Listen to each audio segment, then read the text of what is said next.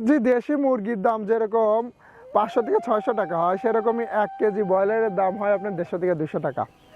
তো দামের যে এই যে পার্থক্য, কী কারণে পার্থক্য? যে স্বাদের কারণে। সেরকম গরুরও, যে একটা ফার্মের গরু দামে আপনি সহজেই জিততে পারবেন, যে 600 থেকে 700 টাকা কেজিতে কিনতে পারবেন।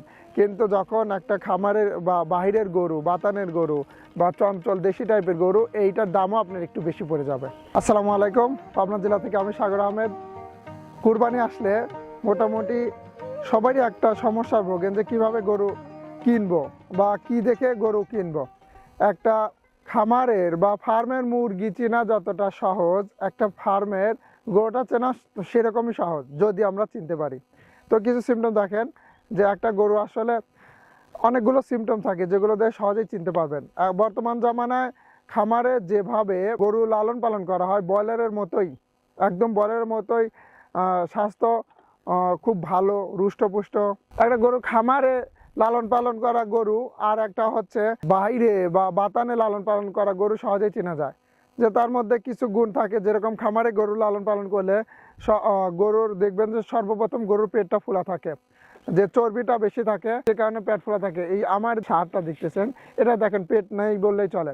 এছাড়া আরো কিছু গুণ থাকে, যে গরু চঞ্চলতা থাকবে, গরু ঢুসাইতে আসবে, গরু কাছে যাইতে দিবে না। ষাঁড়ের যেরকম একটা সিমটম হয়, বা একটা দেশি গরু বা দেশি মুরগি যেরকম চঞ্চলতা থাকে, সেরকম একটা চঞ্চলতা থাকবে। এছাড়া আরো দেখা যায় যে গরুর গায়ে হাত দিলে গরু কিছু বলে না, গরুর কাছে গেলেও গরু কিছু বলে না। এইগুলোতে সমস্যা। যে ফার্মের মুরগি যেরকম দেখা যায় যে সরায় দিলেও সরে না, লড়াই দিলেও লড়ে না, সেরকম গরুও, ফার্মের গরুগুলো লড়া দিলে লড়ে না, সরা দিলে সরে না। এছাড়া আরো কিছু সিমটম দেখা যায়, যে হচ্ছে আপনি গরুর গায়ে যদি হাত দেন, পুশ করেন, তো গরু ওই রকম দেখা যায় ব্রয়লার ফিড খাওয়াইলে এমন মোটা তাজা হয়, যে পুশ করলে ওই মাংসটা ভিতরে ঢুকে থাকে, সহজে বের হয়ে আসতে চায় না।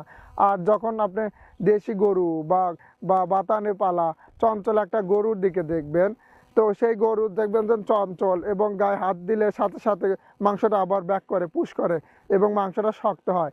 এছাড়া যে এই যে চঞ্চল দেখেন, গরু সবসময় এরকম শক্ত হয়, এছাড়া আরো দেখা যায় যে ওই রকম মোটা তাজা হয় না, কিন্তু এর মাংস সলিড, 100% সলিড মাংস, যে গরুগুলো বাহিরে লালন পালন করা হয়। খামারের মুরগি যেরকম স্বাদ পাবেন না, কিন্তু মাংস বেশি হবে, সেরকমই খামারের গরুগুলো যখন কোরবানির জন্য কিনবেন, সেই ক্ষেত্রে স্বাদ পাবেন না, বা মাংসগুলো লাল হবে না, মাংসগুলো সাদাটে হবে, এবং মাংসগুলো ফোলা থাকবে।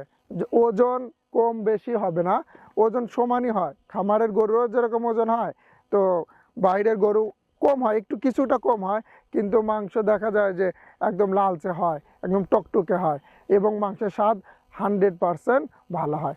এটা আপনারা সবাই জানেন। তো আরও এইসব গুণ দেখে যদি আপনি গরু কিনতে পারেন, তো সেই ক্ষেত্রে একটা ভালো গরু কেনা আপনার জন্য সহজ হবে।